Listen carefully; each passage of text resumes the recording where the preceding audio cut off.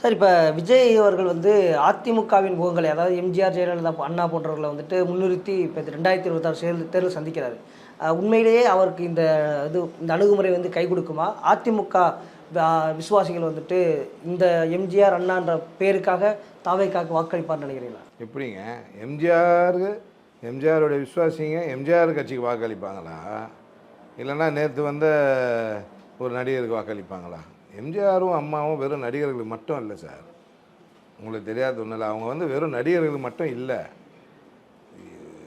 எம்ஜிஆர் வந்து பார்த்திங்கன்னா நம்ம நாட்டுக்கு தமிழ்நாட்டுக்கு எவ்வளோ பண்ணிட்டார் இல்லையா? இன்றைக்கி ஒரு ஏழை எளிய மக்கள் ஒரு கல்வீட்டில் இருக்காங்கன்னா, ஒரு குடிசையில் இருக்கிறவங்க ஒரு கல்வீட்டில் இருக்கிறாங்களா, அது வந்து புரட்சி தலைவர் எம்ஜிஆரால் தான் இல்லையா? அதெல்லாம் சாதனைங்க. சரி, இங்கே கூட விடுங்க, இலங்கை தமிழர்களுக்காக நம்ம பிரபாகரனுக்கு கூட உதவி பண்ணவர். எதுக்காக?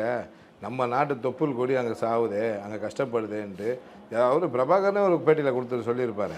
அதாவது நம்ம நாட்டை தாண்டி பிற நாடுகளுக்கும் உதவி புரிஞ்சவர் தான் எம்ஜிஆர். தனக்குன்னு ₹1 கூட வச்சுக்காமல், தனக்குன்னு ஒன்றுமே இல்லாமல் வெறும் மக்களுக்காக பணியாற்றியவர். தான் சம்பாதிச்ச திரையுலகில் சம்பாதிச்ச ₹1 காசாக இருந்தாலும் மக்களுக்கு போய் சேரட்டும்னு கொடுத்தவர். அவரும் இவர் ஒன்றா? அவர் ஓட்டு வந்து இவருக்கு விழுந்துருமா? என்னங்க பண்ணியிருக்காரு இவர்? ஒரு வேளை சோறு போட்டிருப்பாரா?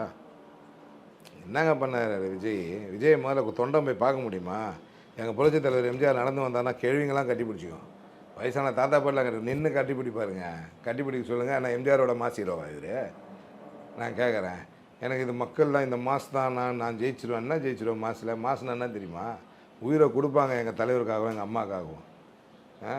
இவர் வந்து அவங்கக்கிட்ட ஒப்பிடுறீங்களே சார்.